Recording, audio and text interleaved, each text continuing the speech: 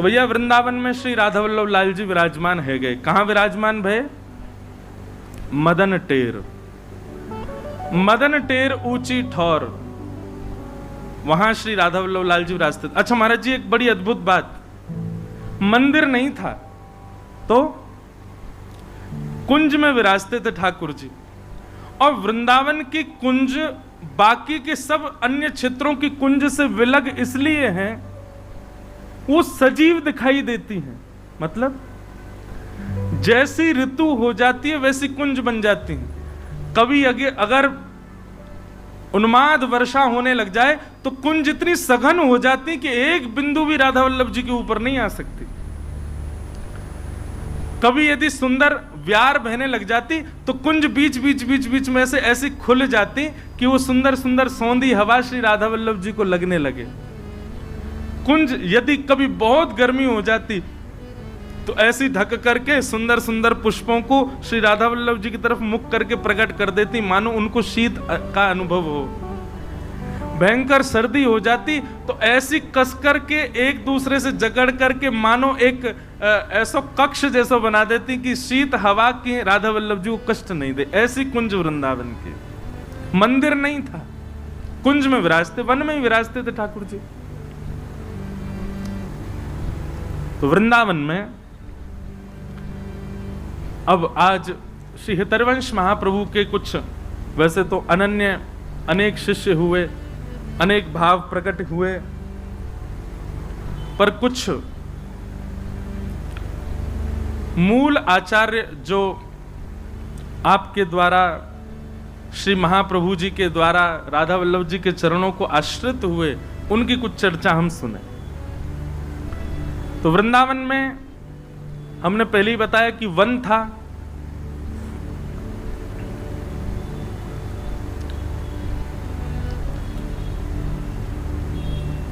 भैरवी 3 दिन है गए, अभी गंभीर राग लियो नहीं, अब निकले में। तो श्री नरवाहन नाम के, अब श्री तो अभी नहीं लगाएंगे, बाद में लगाएंगे, पर नरवाहन नाम के एक व्यक्ति रहते थे वृंदावन के पास में गांव में, भय गांव, वहां पर रहते थे। उस गांव का नाम ही था भय गांव। भय गांव क्यों? बोले सब भयभीत खाते थे उससे। क्यों? निर्वाहन जी इतने क्रूर थे।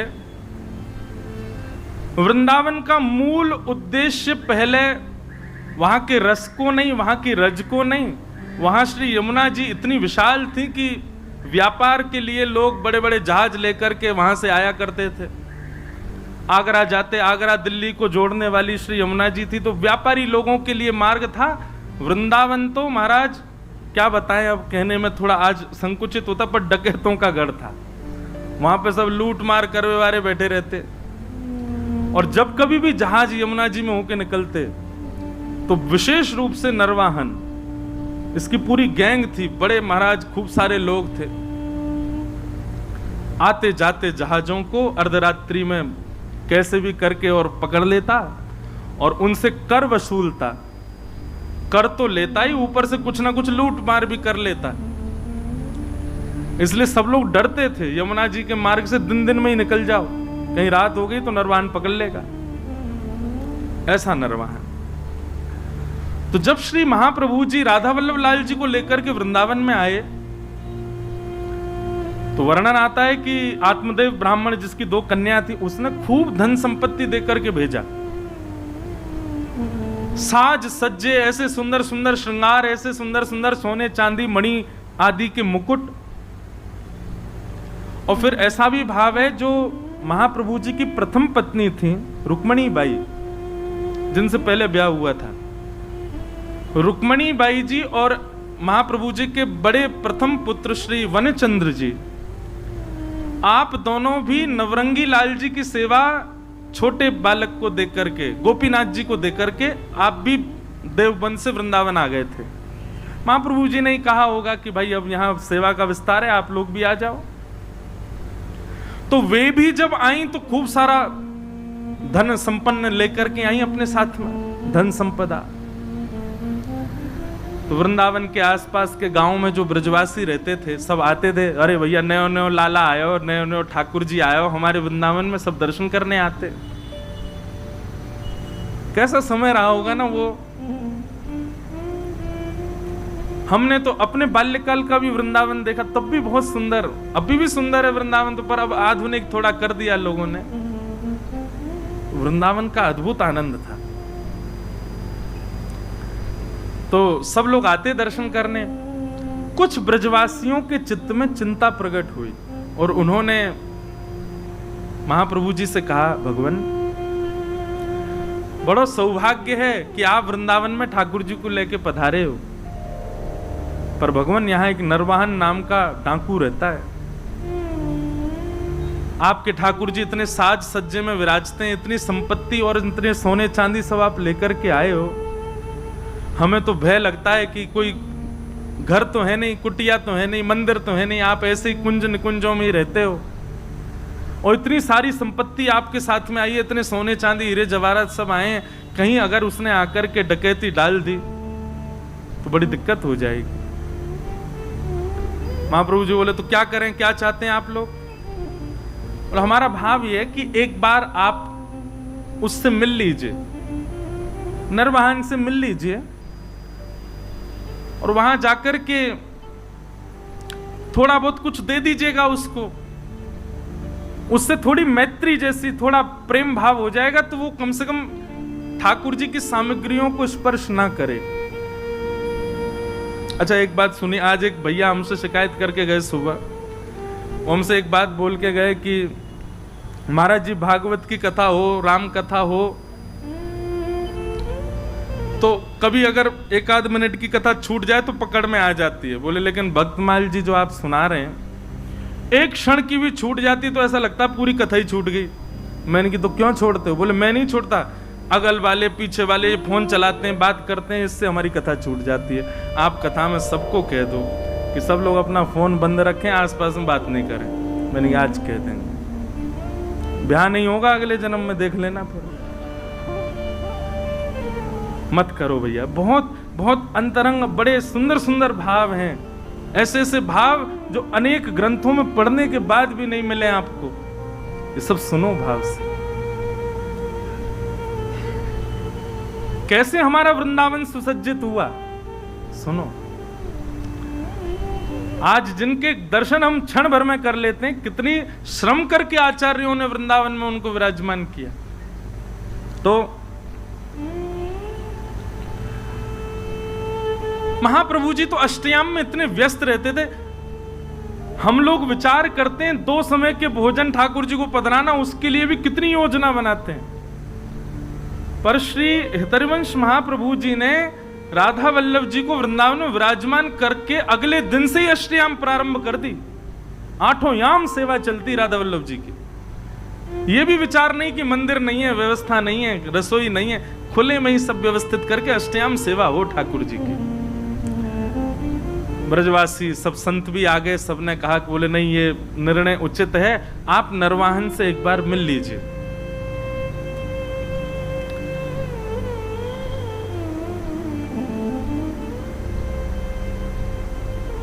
हरिवंश महाप्रभु के लिए तो नाभाजी भी छप्पे में कह ही रहे हैं ना कि वे अपने व्रत के अनन्य उत्कट व्रतधारी। एक बार जो व्रत धारण कर लेते हैं, फिर चाहे ब्रह्मांड हिल जाए उसका त्याग नहीं कर सकते। महाप्रभु जी ने कह दिया, इनको निहारने के बाद, इनसे मिलने के बाद किसी और से मिलना पड़ेगा, हम नहीं जाएंगे। जब ये मिल गए तो अब और किससे क्या मिलना और किसी से भय क्या खाना। ठाकुर जी हैं साथ में, राधा वल्लभ जी, इन पर भरोसा नहीं है हमें, सब मंगल करेंगे, हम नहीं मिलेंगे किसी से। हम तो सेवा से फुर्सत नहीं, हमको यहीं रहेंगे। खूब प्रयास किया, खूब सबने समझाया, पर महाप्रभु जी नहीं गए। नरवाहन को किसी ने जाकर के ये बात बताई, बोले ऐसे ऐसे ठाकुर जी आए हैं। और ठाकुर जी आए ये बड़ी बात नहीं है, ठाकुर जी के संग में खूब सारा सोना चांदी जवाहरात और महाराज खजाना आया है भर के। बोले अच्छा, और कहां पर? बोले वृंदावन में।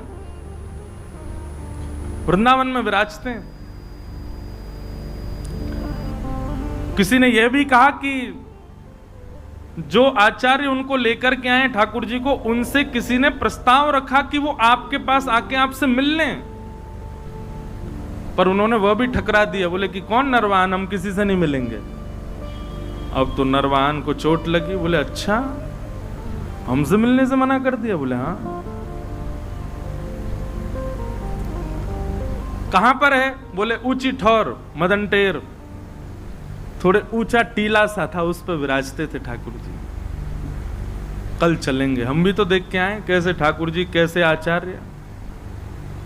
और नरवाहन अपने कुछ सेवकों के साथ में तलवार लेकर के और ऊंची ठौर की ओर बढ़ा। आहा, सुबह सुबह का समय है।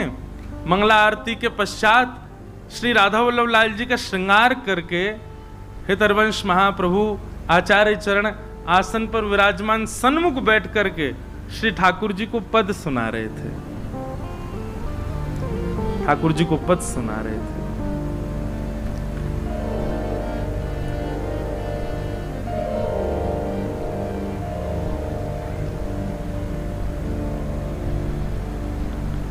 बनी श्री राधा मोहन की जोड़ी, बनी श्री राधा मोहन की जोड़ी, बनी श्री राधा मोहन की जोड़ी, बनी श्री राधा मोहन की जोड़ी। बहुत ध्यान से सब लोग बड़े भाव से मेरे साथ गाओ, चिंतन करो श्री राधा वल्लभ लाल जी का।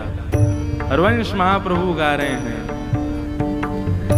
राधा मोहन की जोरी बनी, राधा मोहन की जोरी बनी श्री राधा मोहन की जोड़ी बनी श्री राधा मोहन की जोड़ी बनी श्री राधा मोहन की जोड़ी बनी श्री राधा मोहन की जोड़ी बनी श्री राधा मोहन की जोड़ी बनी श्री राधा मोहन की जोड़ी।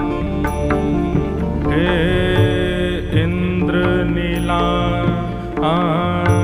इंद्र नीलमणि श्याम मनोहर, इंद्र नीलमणि श्याम मनोहर, इंद्र नीलमणि श्याम मनोहर, इंद्र नीलमणि श्याम मनोहर।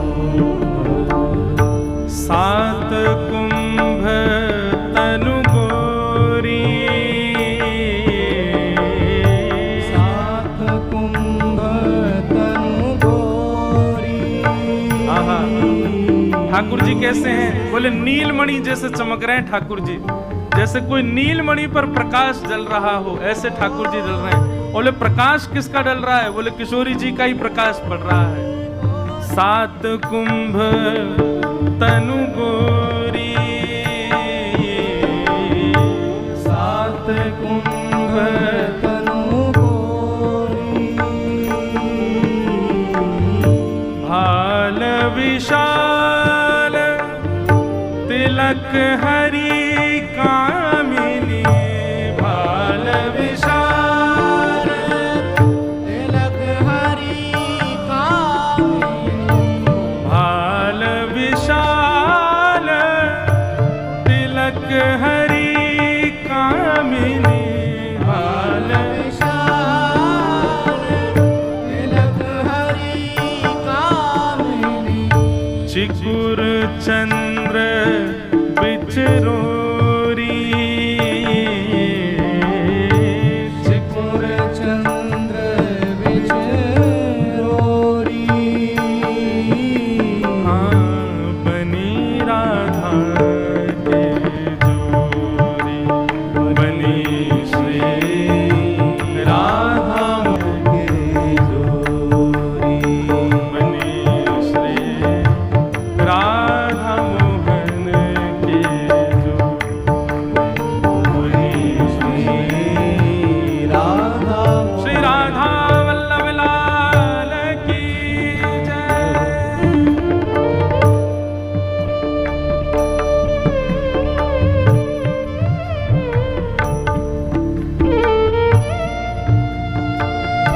नरवाहन धीरे धीरे समीप जा रहा है, अपनी तलवार से कुंजों को इधर उधर करके फिर आगे प्रवेश करता है। स्वर कानों से भीतर प्रवेश कर रहा है और स्वर में कहे गए शब्दों का चिंतन बनता जा रहा है।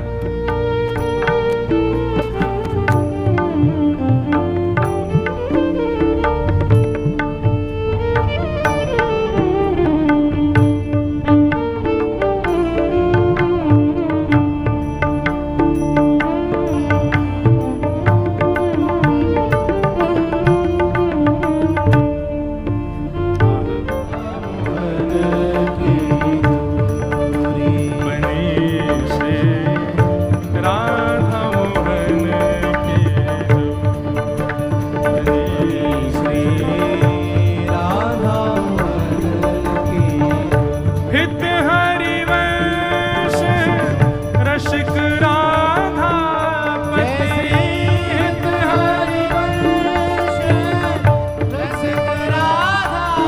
जय श्री हित हरिवंश रसिक राधा पति। जय श्री हित हरिवंश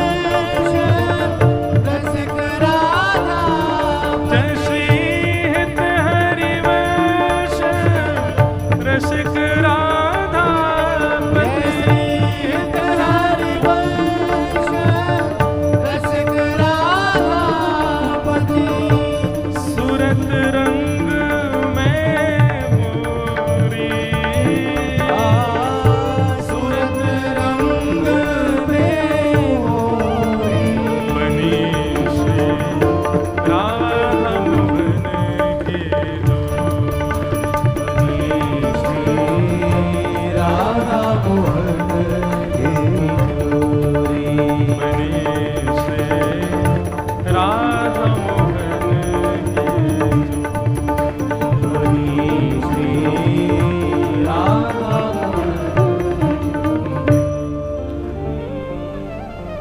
महाराज जी, सामान्य हम लोग जब भजन गाते हैं ना तो ऐसा लगता है इंसान थिरक रहा है। जब रसिक जनों के पद गाते हैं तो सच में अनुभव होता है कि श्याम सुंदर थिरक रहे हैं। ठाकुर जी प्रभु गा रहे हैं और श्री राधा वल्लभ लाल जी सामने विराजमान हैं। अद्भुत छटा है ठाकुर जी की। इतने में ही तलवार से उसने कुंज जो आपस में जुड़ी हुई हैं इस प्रकार से जैसे ही अंदर झांक करके देखा, पत्तों की आवाज आई। देख ही रहा था, महाप्रभु जी गा रहे थे। नरवाहन ने जैसे ही तलवार से लता गुल्मों को दूर किया और भीतर झांकने लगा तो पत्तों की आवाज से महाप्रभु जी ने गाते गाते बस इस प्रकार से पीछे देखा। जैसे कई बार आपने अनुभव किया, कोई पीछे आ जाए तो आप पूरे नहीं मुड़ के केवल इतने ही मुड़ते हो, इतने ही मुड़े और आंखों को घुमाते हो देखने के लिए कौन है पीछे। महाप्रभु जी केवल इतने घूमे और आंखों से बस पीछे निहारा। नरवाहन दिखा नहीं उनको, लेकिन नरवाहन को इतना रूप दिखा केवल महाप्रभु जी का। हरिवंश महाप्रभु का इतना मुख देखते ही उसके तो हाथ कंपायमान होने लगे, उसके तो नेत्रों से अश्रुधार गिरने लगे। ना जाने क्यों अपने अवगुण सब अवगुण जैसे दिखने लगे। मनी मन भीतर ही भीतर उसके ना जाने कितनी ग्लानि उत्पन्न होने लगी। वो मानो ये विचार करने लगा, जिस वृंदावन में इतने दिन से मैं ऐसे अनीत कृत्य कर रहा हूं, उस वृंदावन का वास्तविक दर्शन तो आज मुझे हुआ है। जिस वृंदावन को पाकर के भी मैंने उस वृंदावन की योग्यता को नहीं समझा, वो वृंदावन तो ये है। नीचे आचार्य का आधा मुख और पीछे ठाकुर जी का संपूर्ण अंग, इन दोनों का एक साथ दर्शन नरवाहन को हुआ। और केवल दर्शन मात्र से हाथ कांपने लगे, पैर कांपने लगे, स्थिति ऐसी हो गई रुक ही नहीं पा रहा था वहां, दौड़ा नीचे। पीछे सब उसके जो सेवक गए थे साथ में, वो भी दौड़े। क्या हुआ क्या हुआ, अब तो स्थिति बस कुछ समझ ही नहीं आ रहा है क्या स्थिति है। बंधुओं, आपने कभी सत्संग नहीं सुना, या आपके किसी परिचित के साथ ऐसा हो कि उसने कभी सत्संग नहीं सुना, कभी वृंदावन नहीं गया, कभी गोविंद देव जी नहीं गया, कभी महाप्रसाद नहीं पाया, कभी भी किसी भी प्रकार की भक्त स्थिति में वो नहीं रहा, और अचानक से किसी की वाणी सुन करके, किसी का दर्शन करके, किसी की उपस्थिति से उसके अंदर परिवर्तन हो जाए, तो यही समझना चाहिए कि श्री किशोरी जी ने उसको स्वीकार किया है। क्योंकि उसकी योग्यता तो थी नहीं, उसके लक्षण तो थे ही नहीं, उसके गुण तो थे ही नहीं उस योग्य बनने के, फिर कैसे वो भक्त हो गया? ठाकुर जी ने चुना। नरवाहन ने भले ही वृंदावन से डकैती करी हो, पर करी तो वृंदावन में।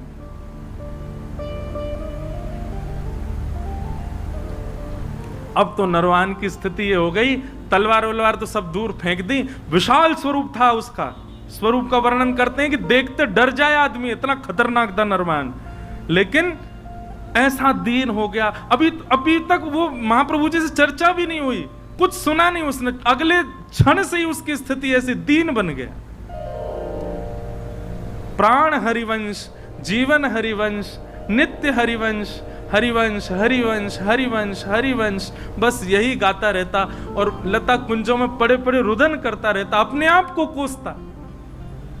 ऐसी आत्मग्लानि में चला गया और केवल प्राण हरिवंश, जीवन हरिवंश, नित्य हरिवंश, बस हरिवंश हरिवंश हरिवंश, इसी भाव में ही रहता। आसपास के सब सेवक बेचारे तलवार लिए खड़े रहते, उसको देखते, देखा तो हमने भी, हम पे तो कुछ नहीं हुआ, इसको क्या हो गया? सरदार सरदार, उनको बोलो हरिवंश, गाओ हरिवंश, कहो हरिवंश, नाचो हरिवंश। बोले हरिवंश रोटी खिला जाएंगे? अरे अपना काम धंधा कैसे करना है अब? बोले सब हरिवंश, नित्य हरिवंश, बस हरिवंश हरिवंश हरिवंश, यही गाता रहता। जय जय राधा वल्लभ हित हरिवंश, श्री हरिवंश। साथ के सब लोगों ने सोचा, बोले भैया ट्रेंड तो हम हो ही गए इनके संग रह के, अब इनको रहने दो, हरिवंश जी की स्मृति, हम चलें अपना काम करें। उसी समय एक जैन व्यापारी आगरा से अपना कुछ सामान लेकर के बड़े जहाज में यमुना जी के रास्ते दिल्ली जा रहा था। तो नरवाहन के संग में रहने वाले सब लोगों ने योजना बनाई और उस जहाज को बीच में ही रोक लिया। उस जहाज पर भी करीब 200-250 लोग थे। उन सब लोगों ने मन में विचार किया, ये हमारा क्या बिगाड़ेंगे। वे भी लड़ने को नीचे आ गए, लेकिन नरवाहन की सेना बहुत थी और बड़े क्रूर थे सब, नहीं जीत पाए। तो पूरे जैन व्यापारी के जितने लोग थे सबको बंदी बना लिया, पूरे जहाज को जमुना जी में खड़ा करके और पकड़ करके जो भय गांव था वहीं उसका कारागृह था, जेल बना रखी थी उसने, वहीं ले जा करके और सबको बंदी बना दिया। सबको बंदी बना करके उन पर क्रूरता करने लगे, मारने लगे, पीटने लगे, उनको स्थिति खराब कर दी। क्यों? क्योंकि कर तो दिया नहीं, ऊपर से हम पे हाथापाई कर रहा है, जानता नहीं हम नरवाहन की सेना है। एक दासी रहती थी नरवाहन के यहां, वो नरवाहन जी के यहां जाती थी, नरवाहन जी को देखती तो अब तो बस कुंज में बैठे बैठे श्री हरिवंश, हित हरिवंश, प्राण हरिवंश, जीवन हरिवंश ऐसी गाते हैं। वे समझ गई थी स्थिति अब किस मोड़ में मुड़ चुकी है। वे जाती थी और हरिवंश जी का दर्शन और श्री राधा वल्लभ जी का दर्शन करके आती थी, तो वहां कुछ वैष्णव मिलकर के जय जय राधा वल्लभ हित हरिवंश कीर्तन करते थे।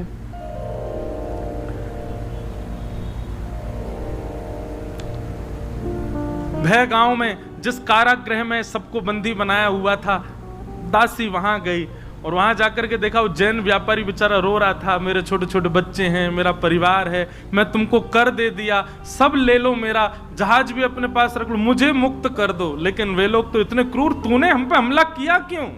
इसी बात से उसको मार रहे थे। रात्रि का समय हुआ, सब सो गए, तब वो दासी उस जैन व्यापारी के पास गई और उससे बोली, सुनो, अर्धरात्रि का समय है, मैं जैसे ही चली जाऊं यहां से, उसके बाद जोर जोर से जय जय राधा वल्लभ हित हरिवंश, जय जय राधा वल्लभ श्री हरिवंश, जय जय राधा वल्लभ श्री, इसका उद्घोष करना और सब मिलकर के एक साथ करना। और सुनो, कोई आकर के तुमसे पूछे ये क्या गा रहे हो, किसका नाम बोल रहे हो, तो कह देना हमारे इष्ट राधा वल्लभ हैं और हमारे गुरु हरिवंश जी हैं।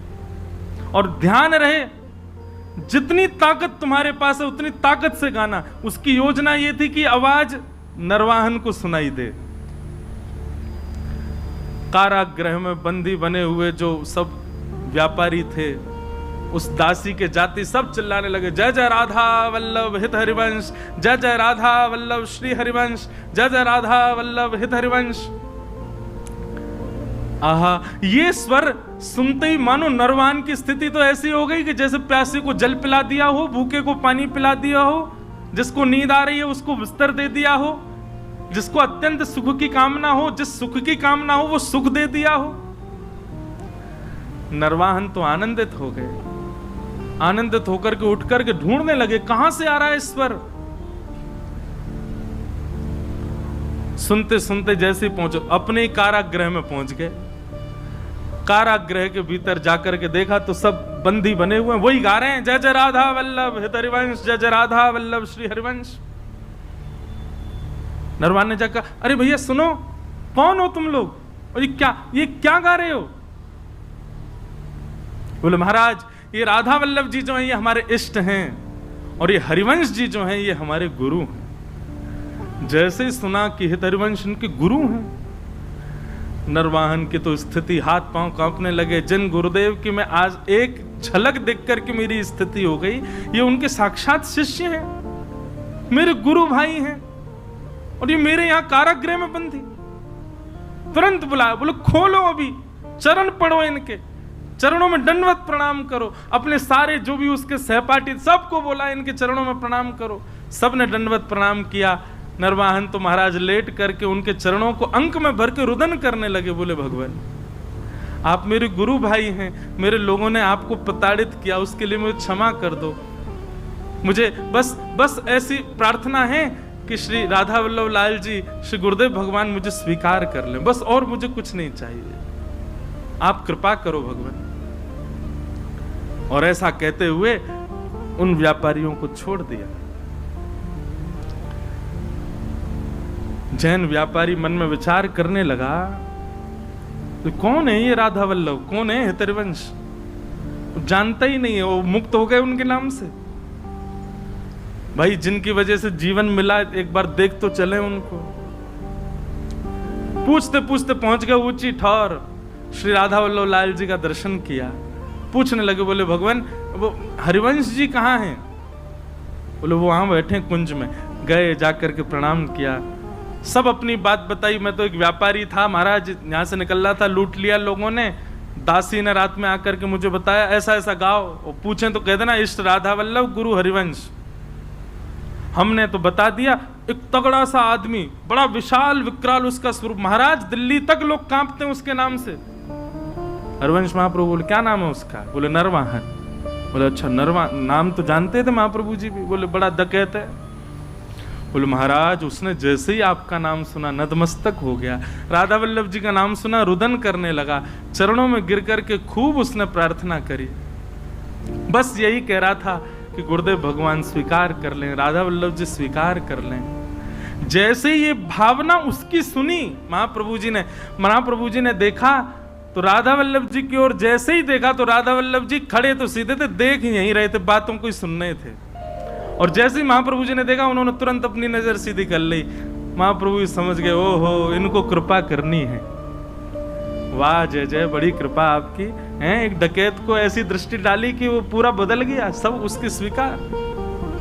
ठीक है, महाप्रभु जी ने भी भाव बनाया, आएगा तो अब उसको दीक्षा दे देंगे हम।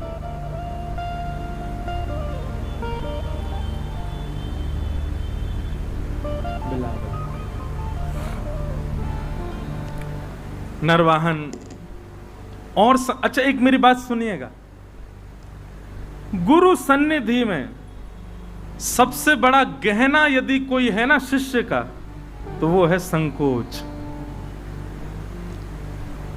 गुरु सन्मुख जाने में, गुरु दर्शन करने में, गुरु से कुछ कहने में, गुरु के आगे कुछ बोलने में यदि आपको संकोच नहीं होता है ना, तो क्षमा करें, आपके शिष्यत्व में कहीं कमी है अभी। गुरु के गुरुत्व में कमी नहीं होती, हमारे शिष्यत्व में ही कहीं ना कोई क्षणिक भाव होगा। नरवाहन बहुत मनी मन विचार करता कैसे जाऊं, लेकिन आज उसने थोड़ा साहस किया कि एक बार चल के ऊंची ठौर पर दर्शन तो करूं। कैसे हैं ठाकुर जी?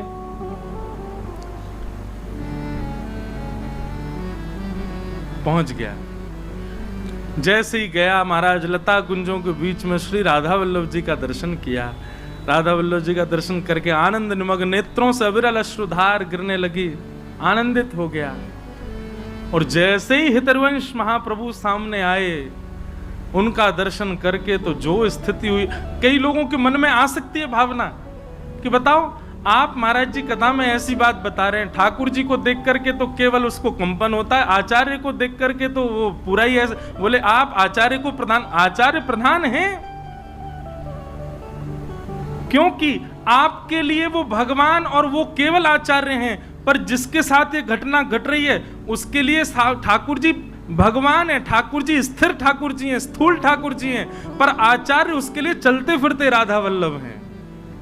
आचार्य उनके लिए चलते फिरते राधा मोहन है। आचार्य चरण उनके लिए चलते फिरते साक्षात श्री जी के स्वरूप हैं। इसलिए ऐसी स्थिति आचार्य को देख करके हो रही है। वहां मानव बुद्धि मत रखिए।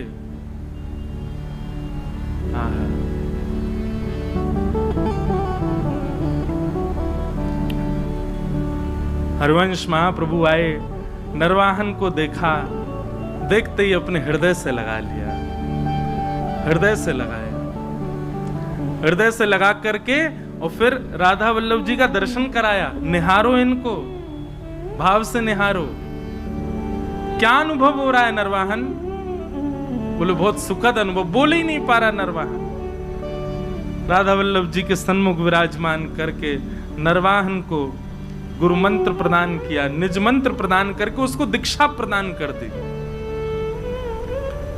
और महाराज जी श्री हित चतुरासी जी में महाप्रभु जी के जितने पद हैं, उन पदों में दो पद 11 और 12 संख्या का पद, ये दो पद महाप्रभु जी ने नरवाहन की छाप से गाए हैं। ऐसी कृपा केवल नरवाहन के ऊपर हुई और किसी के ऊपर नहीं हुई। क्यों? बोले महाप्रभु जी ने दीक्षा देकर के उसको, मतलब इतने कम समय में, इतने कम स्थिति में और बिना किसी साधना, बिना किसी योग्यता के किसी पर अगर कृपा यदि हुई है वो नरवाहन के ऊपर हुई है। दीक्षा देते ही ठाकुर जी ने, श्री हितरवंश महाप्रभु जी ने दर्शन करा दिए ठाकुर जी के, अंतरंग लीला के। रास का दर्शन करा दिया नरवाहन को। कहां एक अत्यंत मलिन व्यक्ति, हमारी श्रीमद् भागवत जी में महात्म में ही कह रहे हैं, प्रयच्छति गुरु प्रीतो वैकुंठम योग दुर्लभम। सबसे बड़ी साधना क्या है? सबसे बड़ा जप क्या है? सबसे बड़ा यज्ञ क्या है? सबसे बड़ा व्रत क्या है? हमारे गुरु बस हमारी निष्ठा से प्रसन्न हो जाएं। गुरु यदि प्रसन्न हो गए, राधा माधव को गोदी में बैठा देंगे, भले ही स्वयं गुरु को दर्शन नहीं हो, आपको करा देंगे। ये गुरु में सामर्थ्य है। बस आज से जितने भी परंपरागत यहां बैठे हैं, जिन जिनके पास परंपरा से दीक्षा है, अब महाराज जी मैं फंस जाता हूँ यहाँ पे, क्योंकि मैं दीक्षा देता नहीं और कई लोग यहीं आस लगाए बैठे जे कब देंगे। अब कहते हैं कि आप महाराज जी फिर गुरु परंपरा की बात क्यों करते हो जब आप स्वयं नहीं देते। तो हमने रोक नहीं रखा भैया, ऐसे ऐसे आचार्य महानुभाव, ऐसे दिव्य महापुरुष हैं, जिससे भाव लगे लो।